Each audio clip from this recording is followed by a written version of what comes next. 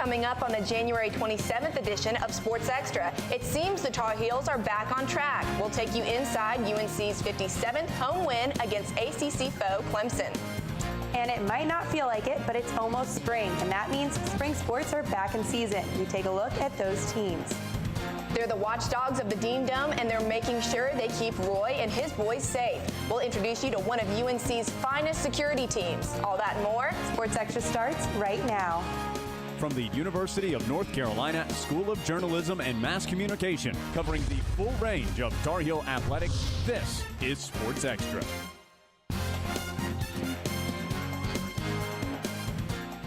The semester has just begun, and already so much has happened. The basketball team has thrilled us and stunned us, and academic scandals have gone from a simmer to a full boil. Welcome to Sports Extra. I'm Madison Way. And I'm Delia D'Ambra. If you're into drama, it seems that UNC has its fair share of it, on and off the court. Some college athletes play like adults, read like fifth graders. That CNN.com headline has created a ton of controversy nationally, and an academic counselor here at UNC has been in the middle of it. Susanna Black has that story.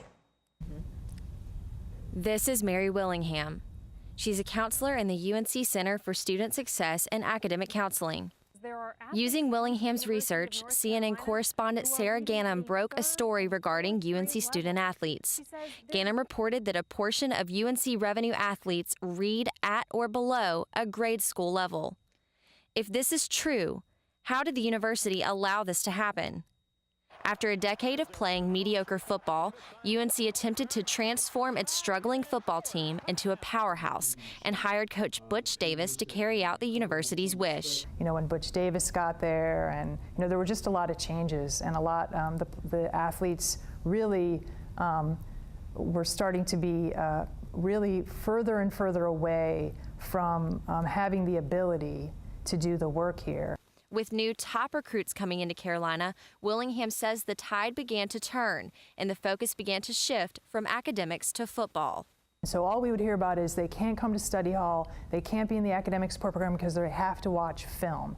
And so, it was told to me that some players heard him say, you didn't come here for academics, that you actually came here for football. And I don't know if this is true or not, but I did get the sense at the time that athletics was taking a priority over academics.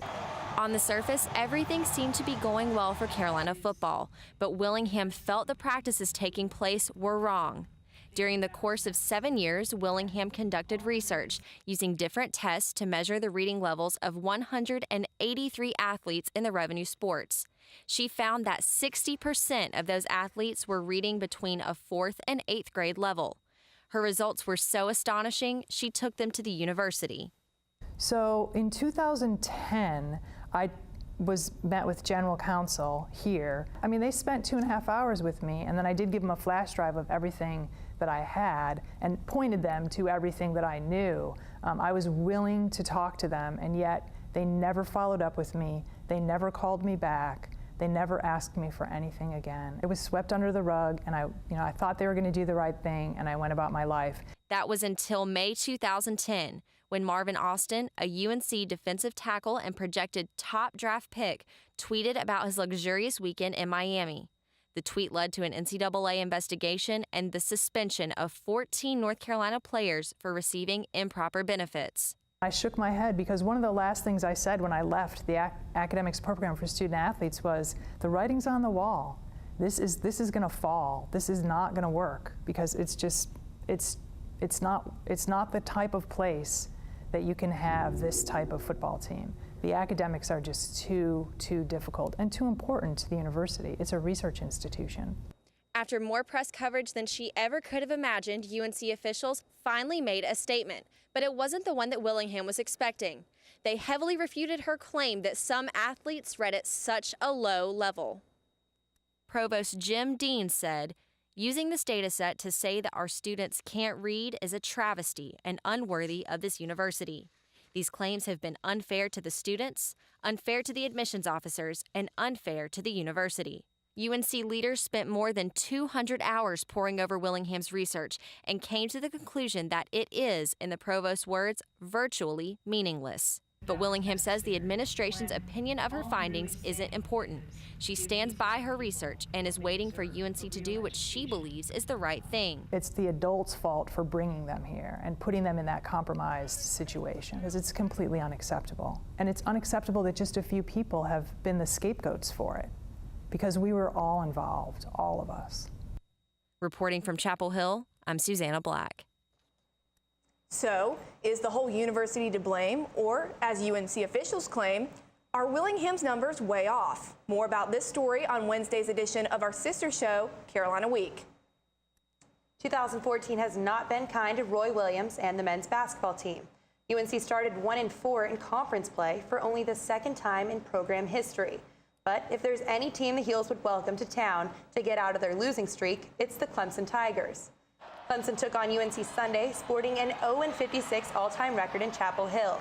And that streak was extended to 57 as the Heels dominated the Tigers en route to an 81-60 win. 4 different Tar Heels scored in double figures, led by James Michael McAdoo's 22 points. The Heels shot 55% from the field and knocked down a season-high 8 threes, including this splash from Marcus Page. Page said after the game that it's not just McAdoo's statistics that help carry the team. Well, I think he's one of the guys on the team that even in our losses has brought, the heart and the energy, the sense of urgency Coach always talks about. And it was obvious tonight. He was diving on the floor, getting extra possessions. He was really just a monster tonight. The Tar Heels look to tack on another ACC win Wednesday when they travel to Georgia Tech. It seems to be all good news for the women's basketball program. Hall of Fame coach Sylvia Hatchell is in remission. Hatchell was fighting leukemia at the UNC Lineberger Comprehensive Cancer Center. Her 6th-ranked team is also finding success. The Tar Heels extended their winning streak to 5 games with an 83-65 win over Wake Forest Thursday. The NFL postseason hasn't even ended yet, but several Tar Heels are already working out and preparing for the NFL Combine and the draft. Our football analyst, Luis Fernandez, joins us now live to discuss the future of those Tar Heel players. Guys, the draft may not be until May, but 10 Tar Heels have already declared for it, and let's be honest, football season never ends. First up is the best overall Carolina prospect, the incomparable Eric Ebron. Eric Ebron is an athletic receiver with about 6'4", 245 pounds. He has great size to catch those balls over the middle. In addition, he's got great hands. I mean, we all know that. Check out this one-hander that was on SportsCenter during the Miami game. Oh, that was great.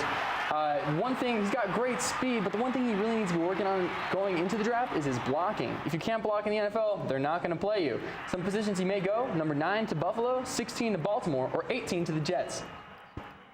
And another year with a first-round pick certainly makes the Tar Heels more appealing to recruits. Let's flip things over to the defensive side of the ball. What about defensive end Kareem Martin?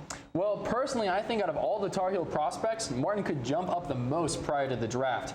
He's really a great defensive end. He's projected to go somewhere between the first 2 and 4 rounds. He's 6'6", 272 pounds, and one of the better pass rushing DNs in the country. During the Senior Bowl last week, he had 1.5 tackles for loss, which was tied for most on the North team. His unique combination of speed and power is just going to be too much for defensive coordinators in the league to pass up. Now, some of the players who've graduated, like quarterback Bryn Renner and offensive tackle James Hurst, unfortunately suffered some injuries. And some of those injuries, like Hurst's leg break, are fairly recent. How is that going to affect their draft stock? Well, it's always tough to see a player get hurt, no matter who it is, but especially seniors like Hurst and Renner, who have done so much for this program. You look at Hurst's fractured fibula. It was at the end of December during the Belt Bowl. He was projected to be an early pick, at the very latest going in the 4th. He has all the physical abilities to be an NFL left tackle. It just depends upon how his healing process goes. Renner, on the other hand, his injury really hurt his stock. Looking at it, he wasn't having the best season prior to his injury, and now it could be really tough for him to even get drafted. A fun fact to look at, the past 3 years, on average in the draft, only 11 quarterbacks get drafted. Are there 11 quarterbacks better than Bryn Renner? I don't know. Their focus since they got injured, though, has been getting healthy. Hurst is in good shape and plans on attending the Combine. Either way, the pro day may be big for both Renner and Hurst to jump up on draft boards. There are a lot of seniors headed to the draft. We've only mentioned 4. Who else can expect to hear their name called? Well, one player to really look at is Russell Bodine. He's only a junior, but he took a little bit early and took some teams by surprise. He played a lot of center for the Tar Heels, played a little bit of guard, and he's taken advantage of a weak center class in the NFL draft. Another player to look at who could take advantage of the draft, Trey Boston. A lot of people have different opinions about Trey. Sometimes he jumps routes, sometimes he lets the ball go past him. One thing to look at, though, he's a ball hawk. He has 13 interceptions in his career and 5 interceptions in his senior year. Now, it's still very early in the draft season. Players are going to go up and down on draft boards all over the place. But we could see a lot more Tar Heels in the NFL next season. Definitely. Our football analyst, Luis Fernandez. Thanks, Luis. For this UNC athlete, track runs in the family. Well, kind of. We'll explain when Sports Extra returns.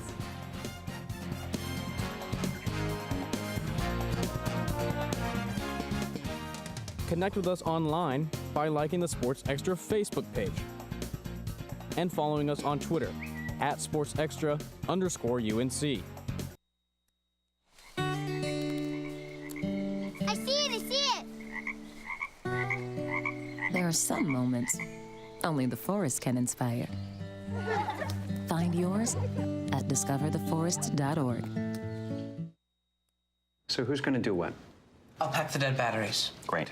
I'll only put what I don't need into a duffel bag. Perfect. That's totally unhelpful. No problem. Meanwhile, I will try to comfort everyone by speaking in a calm voice. And who is going to handle supplies? I can forget to do a list for us. Thanks, pal.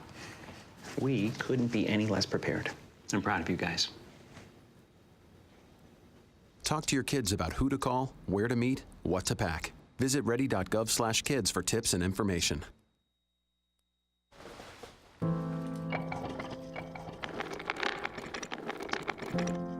Maybe he's really focused. Hey, Michael. Michael.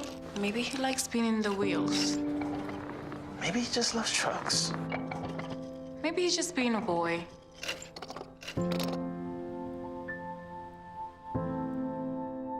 Preoccupation with objects is one early sign of autism. Learn the others today. The sooner it's diagnosed, the better. So what you want to do is, have you already enrolled? You're doing fine. What did that just do? Select the drop-down menu again. To the site, you're already enrolled. Example here, so don't panic. You're ready to make your payment. Submit. There it is. Oh my God! I really can't believe it. That's awesome. Good for you.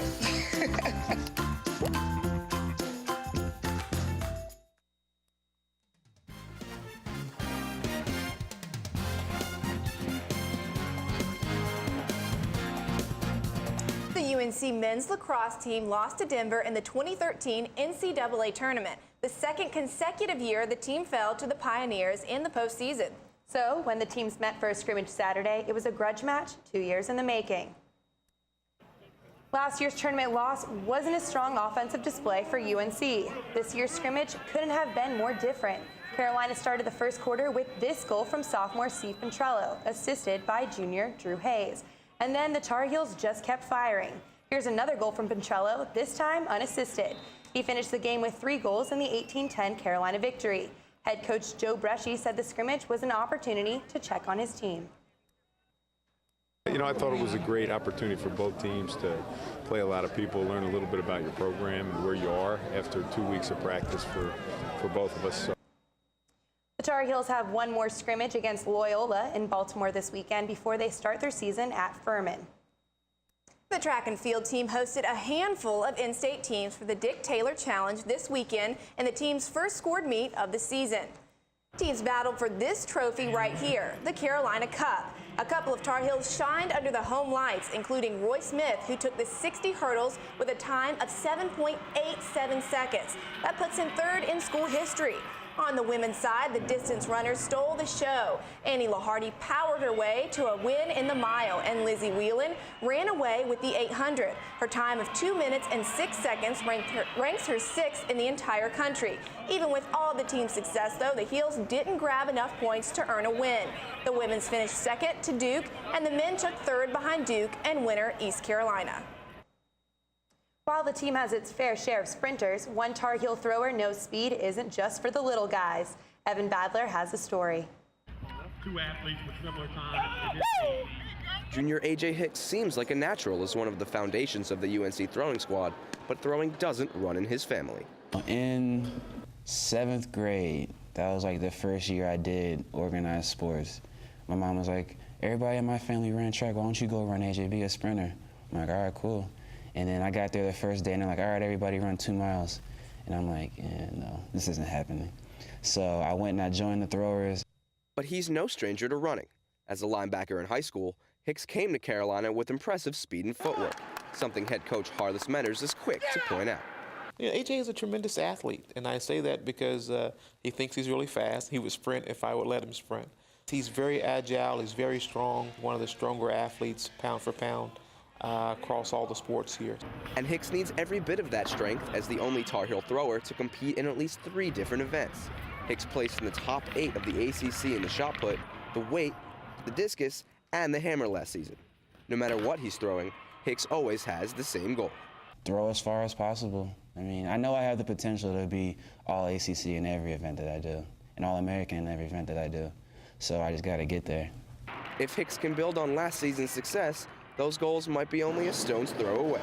Reporting from Chapel Hill, I'm Evan Bavler. Hicks is already off to a good start this season, having set a personal record in the weight throw at the Gene Anderson Invitational last week. It was a bittersweet Saturday for the UNC swimming and diving teams as the Heels faced off against the University of Virginia in a dual meet.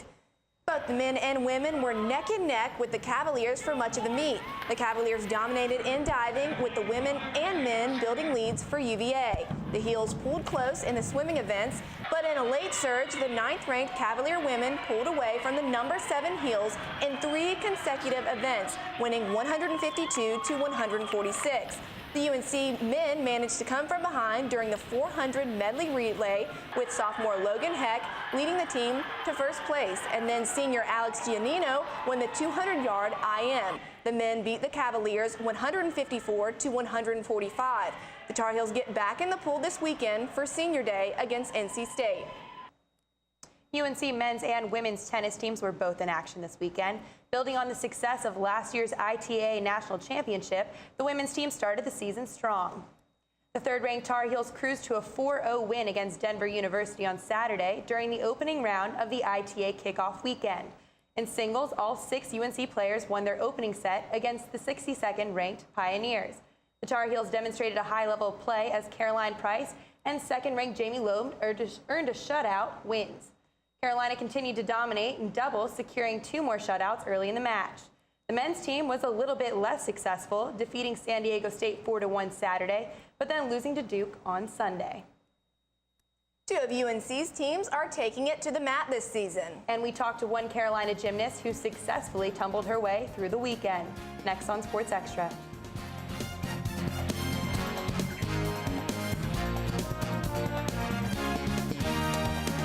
Beautiful day out here. Sunny today with light breezes, giving way to clouds in the afternoon. We could see some light precipitation to moderate precipitation later on, followed by powerful storm-like conditions. 90 miles per hour winds are expected. Authorities are asking everyone, stay indoors. Come on, that's it. Let's go.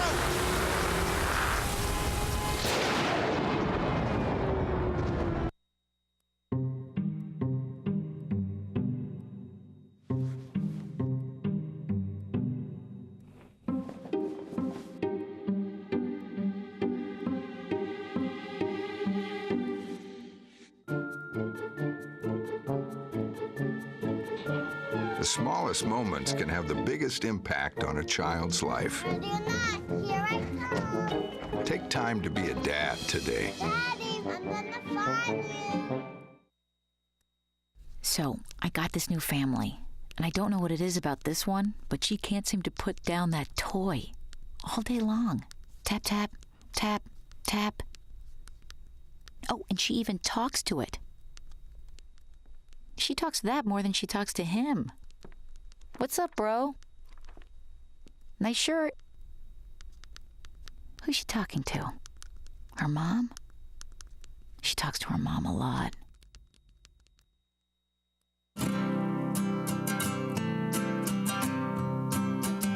every day across America. Excess food is gathered by a network of good people at local food banks, giving hope to millions of children who struggle with hunger.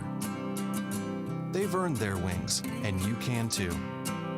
Together, we can solve child hunger. Support Feeding America and your local food bank at feedingamerica.org.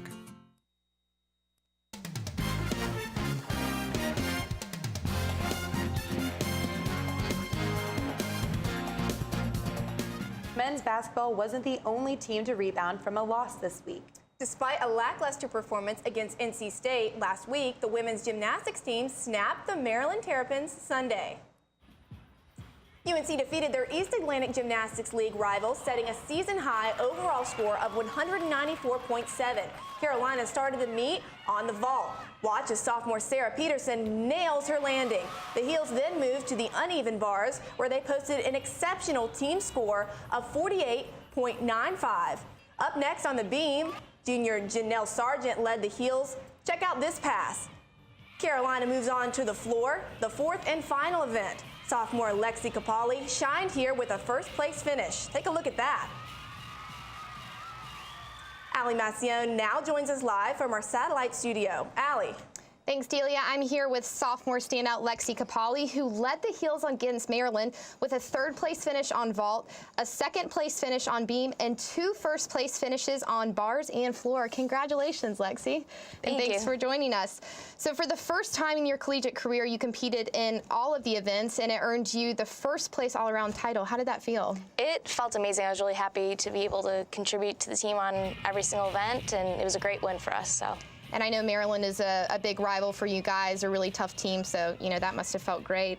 And Sunday's meet marked a huge victory for the team as well. The team beat Maryland. What was the primary focus going into this Eagle matchup? Our primary focus was just to compete exactly how we practiced and put an entire meet together. In the previous 2 meets, we put 2 events and 2 events, and finally we had the whole thing, so it was a great feeling. Now, it appeared that Christina File injured her ankle during her floor routine on Sunday. Will she be competing in this week's upcoming meet?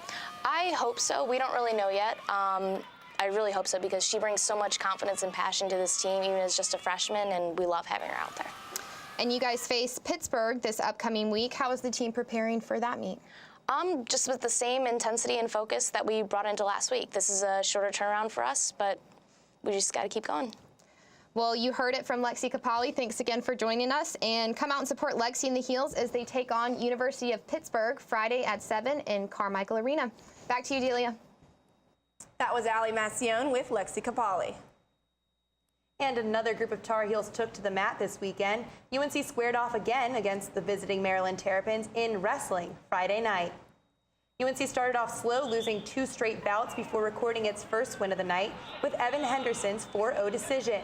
The Tar Heels rode the momentum to the tune of 3 straight victories before Maryland reclaimed the lead from the Heels with a major decision from #1 ranked Jimmy Sheptock. After UNC's Frank Abundanza put the Heels up 15-13 with the win, the Heels lost the heavyweight bout and the match. So we're suffering. As a team, in my view, we're suffering from a confidence disaster. And I don't know what the solution to that is. I mean, at some point, look, if we don't start believing in the next 24 hours, the team we wrestle tomorrow kick this team's butt. And Navy did beat the Heels Saturday, but it wasn't a butt kicking. The Middies edged the Heels 19-18. Carolina student athletes know the good that can come from pumping up their teammates on the field or court. Reporter Paige Comparado looked into how the Heels work together to pump up the community. Student athletes always face the challenge of balancing their time between athletics and academics. But many of these student athletes also manage to find time in their busy schedules to give back to their community. The driving force behind their community service is an inter-team group called Carolina Outreach. So far this year, they've served nearly 1,300 hours of community service. Assistant Athletic Director for Student Athlete Development, Cricket Lane, explains that every project starts from the team's want to get involved. None of our sports teams have a mandatory service component. Everything they do is voluntary. A punter and place kicker on the football team, Nick Weiler, has participated in many of the projects. I've worked at a couple places, the Charles House, which is an old age home, New Hope Elementary School, where I mentored underprivileged children. Each team has 2 to 3 representatives on Carolina Outreach who meet monthly to decide the projects teams can choose from. And sometimes teams can work together. You see all the athletes interacting. It's always good to get like a good mix. Recently, the football team visited the NC Cancer Hospital to surprise several cancer patients, including AJ, a young man from Greenville. I saw somebody laughing and stuff, having fun. I figured out that they was coming to see me. Linebacker Nathan Staub said these projects wouldn't be possible without Carolina Outreach. It's incredible because it's hard for us to know who to talk to or who to get in touch with or like create opportunities for ourselves. Carolina Outreach gives us like a great way to be able to impact people. And that's the #1 goal of the program. In Chapel Hill reporting, I'm Paige Comparato. Cricket Lane said rowing and men's lacrosse are 2 teams that have been heavily involved with Carolina Outreach. When the Tar Heels face their opponents in the Dean Dome, there's a 3rd team on the court. And their sole responsibility is keeping things secure. We have that story next on Sports Extra.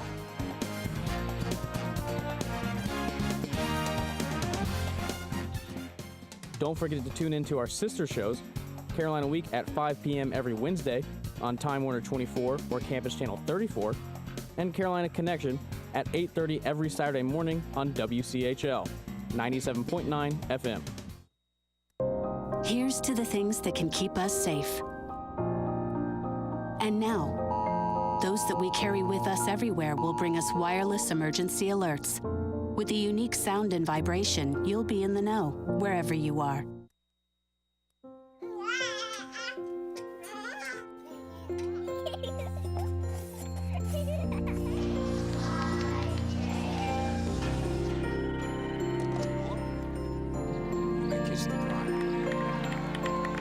A full life measured in seats starts with the right ones early on. Car crashes are a leading killer of children 1 to 13. Learn how to prevent deaths and injuries by using the right car seat for your child's age and size. I already knew that I was going to go to college, from a young age. I definitely want to major in political science.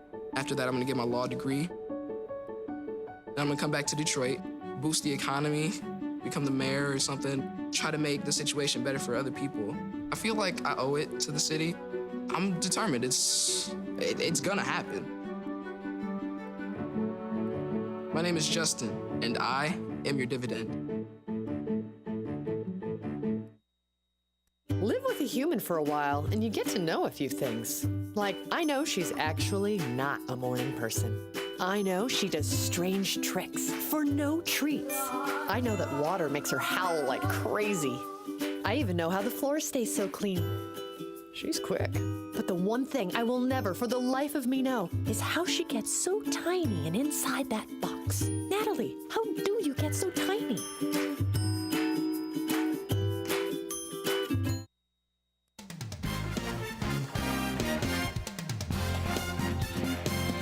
The Dean Smith Center holds 21,750 people. Keeping it secure is hard work. I sat down with 2 of the Dean Dome's top security guards to get an inside look at just what it takes to be the muscle behind the game day madness. John Dubus and Derek Woods have walked the halls of the Dean Smith Center for 20 years. Side by side, they keep a watchful eye on 2 very important things. Our focus is really, protecting the coaches and the players and just being aware of what's going on. Being aware of specific game day disruptions. One thing that they don't want is TV cameras in the huddles or, reporters getting too close to the huddles. Maybe some unruly patrons and just anything that might stand out is what we're looking for. Dubus protects the opposing team's coach in his huddle, while Woods follows a familiar Tar Heel. Jobs that require long hours and a strict dress code. I get here 8 hours before the game, but of course most people see me and I'm already changed into a suit.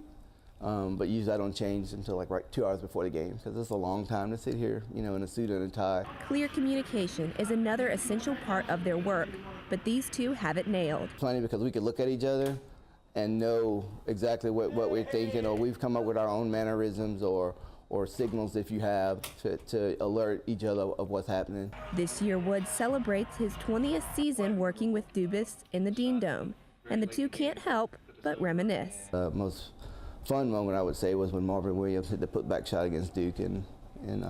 Rebound, Carolina, and a foul is called. Even when guarding the enemy, Dubas and Woods still bleed Carolina blue. I get asked a lot, well, how come you can't cheer at the games or you don't cheer at the games? And I tell people I cheer on the inside because I'm just the biggest fan as they are, but my job, when I'm out there is to protect the coaches and the players. Protecting while enjoying the view from a front row seat. 20 years and working under 3 different coaches. Must have been a great experience. It must have been, and you could probably catch him in the background of any televised UNC basketball game.